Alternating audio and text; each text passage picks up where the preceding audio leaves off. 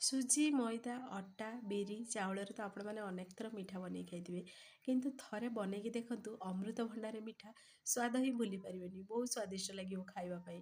ତ କେବଳ ଦୁଇଟି ସାମଗ୍ରୀରେ ହିଁ ବନେଇକି ରେଡ଼ି ହେବ, ଝଟପଟ ବନେଇକି ରେଡ଼ି ହେବ। କମ୍ ସମୟରେ ଆପଣମାନେ ୟାକୁ ବନେଇକି ରେଡ଼ି କରିପାରିବେ ପୁରାପୁରି ଇଜି ପ୍ରୋସେସ୍‌ରେ। ପ୍ରଥମ ଥର ହିଁ ବନଉଛନ୍ତି ନା, ତାହେଲେ ବି ପରଫେକ୍ଟ ବନିବ। ତ ଚାଲନ୍ତୁ ଲେଟ୍ ନ କରି ରେସିପିଟି ଆଜି ଆମେ ପ୍ରସ୍ତୁତ କରିବା। ନମସ୍କାର, ଜୟ ଜଗନ୍ନାଥ ପାଇଁ ଝିଲି କୁକିଂକୁ ଆପଣମାନଙ୍କୁ ଅନେକ ଅନେକ ସ୍ୱାଗତ।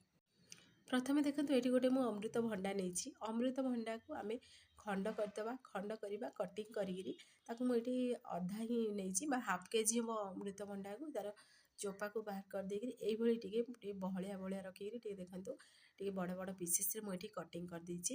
ଆଉ ହାଲକା ଅମୃତଭଣ୍ଡାଟି ଏଠି ଟିକେ ପୁରା ମାନେ ଯେମିତି ଜଣା ପଡ଼େ ନ ପଡ଼େ ସେଇଭଳି ପ୍ରୋସେସ୍‌ରେ ଟିକେ ହାଲକା ପାଚି ଯାଇଛି। ତ ଆପଣଙ୍କ ପାଖରେ ଯଦି କଞ୍ଚା ଅମୃତଭଣ୍ଡା ଅଛି ନା, ଖାଇବାକୁ ଆହୁରି ସୁଆଦିଆ ଲାଗିବ ଏଇ ରେସିପିଟି। ଆପଣମାନେ ତ ଅନେକ ଥର ମିଠା ବନେଇ ଖାଇଥିବେ, କିନ୍ତୁ ଏଇ ମିଠାକୁ ଥରେ ବନାନ୍ତୁ, ଦେଖିବେ ସବୁବେଳେ ବନେଇ ଖାଇବାକୁ ଇଚ୍ଛା ହେବ। ଗୋଟେ ଥର ବନେଇଲେ ପୁରା ସପ୍ତାହ ପର୍ଯ୍ୟନ୍ତ ଆକୁ ରଖିକିରି ଖାଇପାରିବେ। ଆଉ ଖାଇବାକୁ ଭାରି ସୁଆଦିଆ ଲାଗେ। ଆଉ କେବଳ ଦୁଇଟି ହିଁ ସାମଗ୍ରୀରେ ବନେଇକି ରେଡ଼ି ହେବ।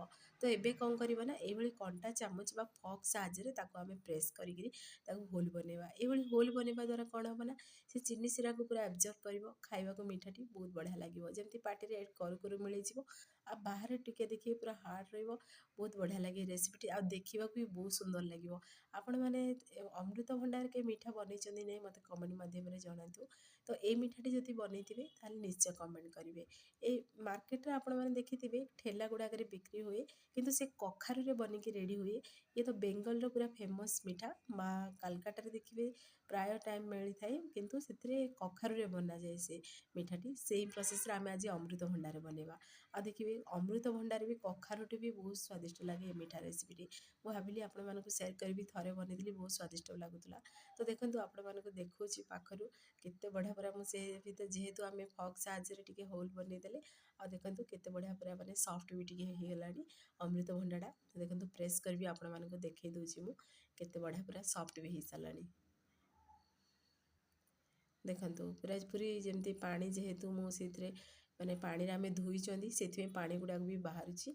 ଆଉ ସେଇ ପ୍ରୋସେସ୍‌ରେ ବି ସେ ଚିନି ଶିରାକୁ ବି ଆବଜର୍ଭ କରିବ। ତ ଏବେ କ'ଣ କରିବା ନା, ଆମେ ଏବେ ଏଇ ଅମୃତଭଣ୍ଡାକୁ ପିସେସ୍‌ରେ କଟିଂ କରିବା। ଆପଣମାନେ ଯେତିକି ବଡ଼ ସାଇଜ୍‌ରେ ଚାହିଁବେ ବନେଇବା ପାଇଁ ସେ ଅନୁସାରେ ଏଠି କଟିଂ କରିପାରିବେ। ତ ଦେଖନ୍ତୁ ଏଇଭଳି ପ୍ରୋସେସ୍‌ରେ ମୁଁ ଟିକେ ବଡ଼ ବଡ଼ ପିସେସ୍‌ରେ କଟିଂ କରିଛି। ବଡ଼ ବଡ଼ ପିସେସ୍‌ରେ କଟିଂ କରିବା ଦ୍ୱାରା କ'ଣ ହେବ ନା, ଯେତେବେଳେ ଆମେ ଚିନି ଶିରାରେ ଆକୁ ବନେଇବା ତାହେଲେ ଦେଖିବେ ସେ ଗୋଟାଳିଆ ରହିବ। ପୁଣି ଦେଖିବେ ଖାଇବାକୁ ବି ବହୁତ ବଢ଼ିଆ ଲାଗିବ। ଆଉ ଜେଲି ଭଳି ଲାଗେ, ବହୁତ ବଢ଼ିଆ ଲାଗେ ଖାଇବା ପାଇଁ। ଆପଣମାନେ ଆକୁ ଥରେ ଟ୍ରାଏ କରନ୍ତୁ। ତ ଏବେ କ'ଣ କରିବା ନା, କଟିଂ କରିସାରିବା ପରେ ଭଲସେ ପୁଣି ଥରେ 2ରୁ 3 ଥର ଟିକେ କ୍ଲିନ୍ କରି ଧୋଇଦେବା। ଧୋଇ ସାରିବା ପରେ ଆକୁ ଆମେ ଏବେ ସାଇଡ଼୍‌ରେ ରଖିଦେବା। ଏବେ ଚାଲନ୍ତୁ ଆମର ଆଗ ପ୍ରଣାଳୀ ପ୍ରସ୍ତୁତ କରିବା। ଆଉ ଗୋଟେ ଅମୃତଭଣ୍ଡାକୁ ଆପଣମାନଙ୍କୁ ଦେଖାଉଛି ବି ଦେଖନ୍ତୁ। ସବୁତକ ମୁଁ କଟିଂ କରିସାରିଲି। ଆଉ ପାଣି ଯେହେତୁ ଆମେ ସେଥିରେ ମାନେ ଫର୍କ ସାହାଯ୍ୟରେ ତାକୁ ହୋଲ୍ ବନେଇଲେ, ସେଥିପାଇଁ ସେ ପୁରା ପାଣିକୁ ଆବଜର୍ଭ କଲା ମାନେ ତାକୁ ଆମେ ହାତରେ ଯେମିତି ଚିପୁଡ଼ିବା ବା ସଫ୍ଟ କରି ତାକୁ ଟିକେ ପ୍ରେସ୍ କରିବା ତ ପାଣି ଗୁଡ଼ାଏ ବାହାରୁଛି। ତ ସେ ପ୍ରୋସେସ୍‌ଟା ନିହାତି କରିବେ। ତାପରେ କ'ଣ କରିବା ନା, ଗୋଟେ ଏଠି ଆମେ କରେଇ ନେବା, ସେଇଥିରେ ଏଡ଼୍ କରିଦେବା ଆମେ ପାଣିକୁ ଏଡ଼୍ କରିଦେବା। ପାଣିକୁ ଏଡ଼୍ କରିସାରିବା ପରେ ଆମେ ସେଥିରେ ଅମୃତଭଣ୍ଡାକୁ ଏଡ଼୍ କରିଦେବା।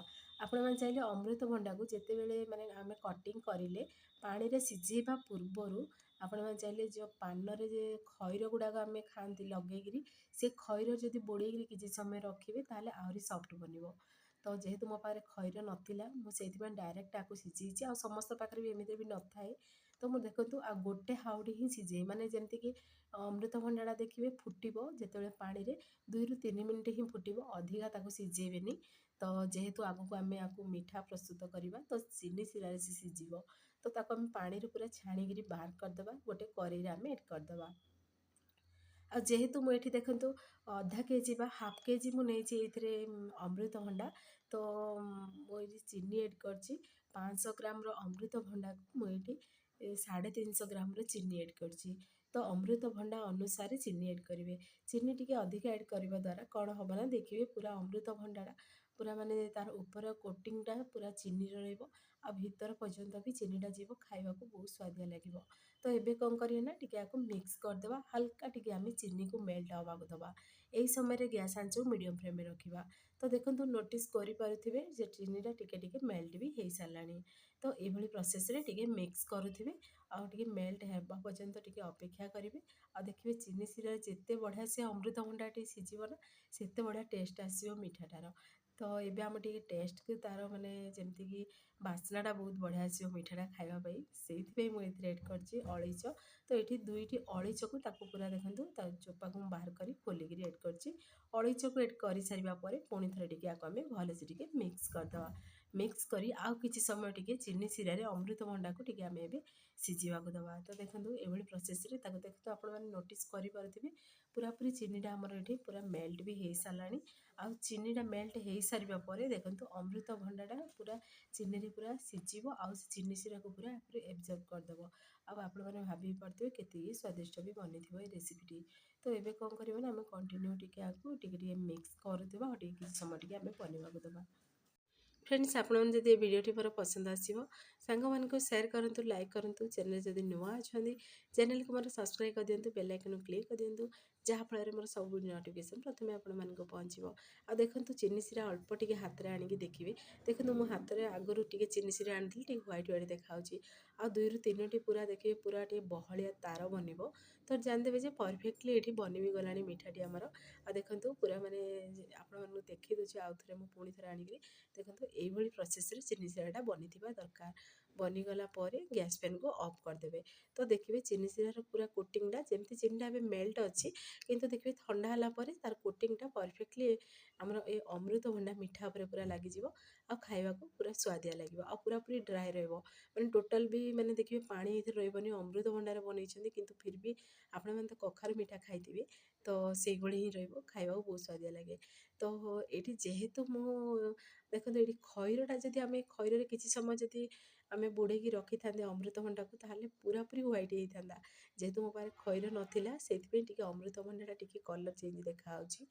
ତ ଏବେ କ'ଣ କରିବେ ନା ଟିକେ ଟିକେ ରହିକି ଦେଖନ୍ତୁ ଏଇଭଳି ପ୍ରୋସେସ୍ରେ ଟିକେ ମିକ୍ସ କରିବେ। ତ ଦେଖିବେ ଯେତେ ଥଣ୍ଡା ହେବ ସେତେ ବଢ଼ିଆ ପୁରା ଅମୃତଭଣ୍ଡା ଉପରେ ଏଇ ମିଠାର କୋଟିଂଟା ଲାଗିବ।